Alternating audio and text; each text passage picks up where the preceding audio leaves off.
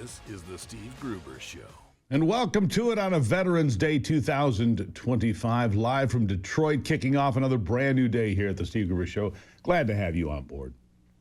Fighting for you from the foxhole of freedom and looking around, it's never been more important. Who do you want in your foxhole? I mean, look around. There's some nutty stuff going on. Got a lot of work to do here today, so let's get to it. The first big three of the day. Number one, a federal judge rules the West Virginia National Guard can remain on the job in D.C., cleaning up the city and putting a pinch on crime, which has been greatly reduced. Another win for the Trump team. Number two, the Supreme Court has accepted a case on whether or not ballots can be counted that show up after Election Day. Could have some serious implications, as you can imagine. And number three, first I want to give you an update on the Supreme Court and what's happening with the shutdown. Looks like it's going to get through potentially, maybe as early as today, so we'll get to that coming up. All right, number three. I'm white. You can see that. I can't change that. And I am Christian by choice. I choose to love my nation as well. And the left has demonized those things. They're trying to turn those things into white supremacy. White nationalist equals white supremacy, or Christian nationalist, I should say. Christian nationalist means white supremacy. It doesn't. They try to demonize us as hateful bigots. And I'm just going to reject that smear and the labels they try to force on me every day. And people that speak their mind, people that go to church on Sundays and have families. We need to tell the truth about who we are. Give a full throttle defense of our beliefs. It's not a slogan. It's a declaration of war on the lie machine that's been grinding away at the soul of this country for far too long, creating far too many problems. Start with the basics. Like I said, I'm white. Fact, not felony. I'm Christian by choice, not by coercion. And I love this country with every beat of my heart. Those three truths used to be unremarkable. That used to be normal. Normal. Now they're treated like a triple indictment. The left doesn't just disagree with us, they demonize us. They slap, like I said, the white supremacist label on anyone who refuses to kneel. They paint crosses on church doors and call it a cult. They see an American flag in a pickup window or a pickup truck and scream insurrection. Enough. Enough. I reject every syllable of that smear. I'm here to give the defense they never want you to hear. Exhibit A. The new mayor of Coeur d'Alene, Idaho, among the reddest of states, Dan Cookin, calls Christian conservatives mindless cult member morons. Roll it. They don't give a f***.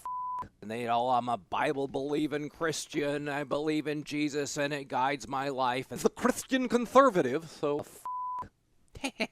Christian family values, Christian conservative, mindless cult member, group-thinking morons. Are you a pussy? You're a pussy.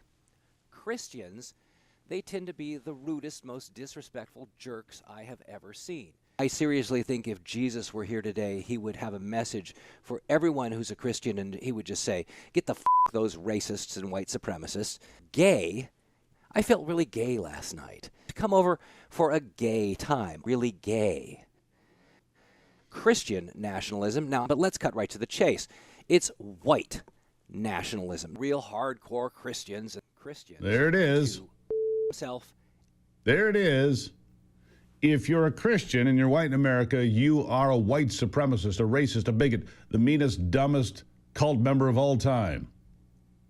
That's an elected official talking about his community, the people who shovel the streets in winter, coach the kids' Little League teams, tithe to keep the food pantries open when government is shut down by Democrats. Morons? Cult members? No, Mr. Mayor. Those are the folks who built your town when the going was brutal and the winters were worse. I say mock them at your peril. That's not just small-town betrayal. The coastal commentariat is just as vicious. Here's a liberal pundit on national TV claiming that Charlie Kirk comes from a very dangerous Christian nationalist ideology. Listen to this. But Charlie Kirk has said some really, really awful things. And this idea, the fact that Ezra Klein and folks like that, even I'm disappointed in Gavin Newsom for all of them just saying, well, he's just engaging in civil discourse. It's just about free speech debate. It's not. That is not just what he was doing, because they are bad faith arguments. And Charlie Kirk comes from a very dangerous Christian nationalist ideology that pushes tropes about the role of women submitting to their husbands and having children, and that's what they're for. Dangerous? Charlie wanted to protect the American way of life. And yes, he advocated for the nuclear family being the key to success in society. He empowered men to be strong, to protect women and children, to lead well. He didn't want women to be subservient, but part of a family. He wanted the best for every American, you, me, everyone. And he had the guts to call out the dangers. Here's an example. But the spiritual battle is coming to the West. And the enemies are wokeism or Marxism combining with Islamism to go after what we call the American way of life. And the American way of life is very simple. I want to be able to get married, buy a home, have kids, allow them to ride their bike till the sun goes down, send them to a good school, have a low-crime neighborhood, not to have my kid be taught the lesbian, gay, transgender garbage in their school, while also not having them have to hear the Muslim call to prayer 5 times a day. That's important. We want the American way of life, which is, by the way, Christendom. Christians, our sacrifice, our toil, our vision, the outgrowth of the scriptures gave us Western civilization. And this is where I think is a great rallying cry. Doesn't matter if you're Hispanic, doesn't matter if you're Asian, doesn't matter if you're black or white. Everybody, if you are Christian and Jesus Christ is your Lord and Savior, these two threats are combining forces to come after us. And it's time that the church stands and rises up against it. Yep. It's time for the church to stand up and defend itself, and defend its people. You hear that, of course. That's only dangerous to the people that want to see America destroyed or want to smear me. It's devotion, opportunity, family, faith, and most importantly, freedom. The left calls it nationalism because they can't pronounce the word normal without spitting.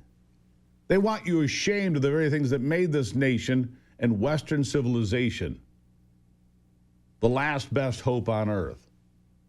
But the attack isn't theoretical.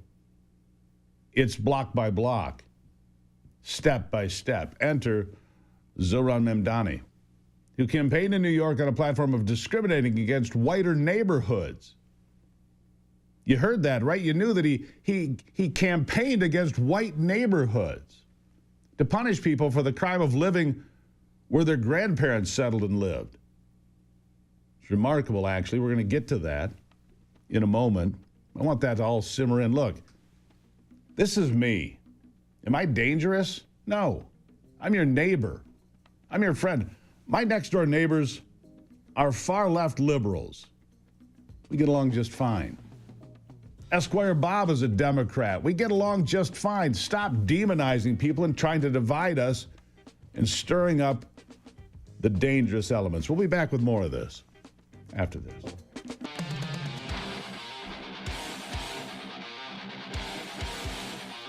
Well, it is Veterans Day, and I want to thank the veterans that stood watch for us over and over again and still do today. Veterans Day. Take a moment and think about how important it is.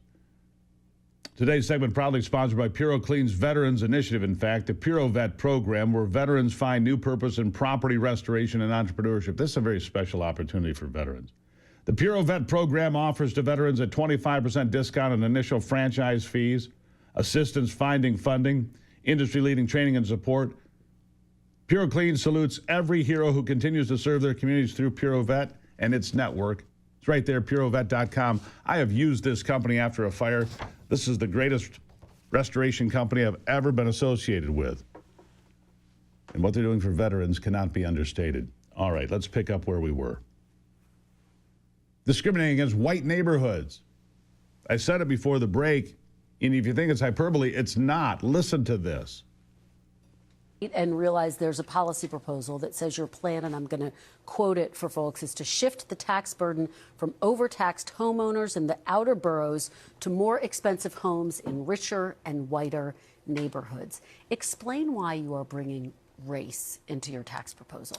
That is just a description of what we see right now. It's not driven by race. It's more of an assessment of what neighborhoods are being undertaxed versus overtaxed. So no plans to change that language on your website? The focus here is to actually ensure a fair property tax system, and that the use of that language is just an assessment of the neighbor.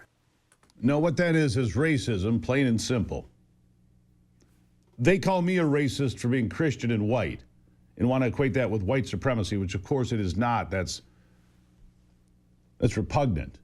He uses the idea of whiter neighborhoods being targeted to be exploited or whatever. That's not equity. That's white hate under a different brand.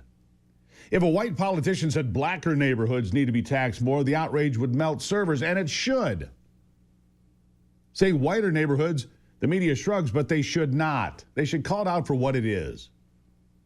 And the poison starts early. Watch this black TikToker explaining how white hate was taught to him as a child through culture and education. Like a virus slipped into his juice box. Listen. I used to hate white people when I was younger because growing up in the South, every old that I talked to instilled into my brain, oh, you better not trust them goddamn white folks, right? The white man is evil. The white man is the devil. You know, they used to hang us from trees and they enslaved us. And when you hearing this as a child, it definitely impacts you on the subconscious level. And see, I don't really fault a lot of the older generation because they actually experienced a lot of things that I never experienced. So growing up, these thoughts are put into your head. And then you go to school and it's two movies that they make sure you see. They make sure you see Roots and they make sure you see the Dr. King movie. So now it's reinforcing this narrative that all white people are evil, all white people are bad. But even more importantly, it's also instilling a victim mentality within your consciousness. So now anytime something bad happens, you can blame white people, you can blame the system, and it's really putting you into a powerless position.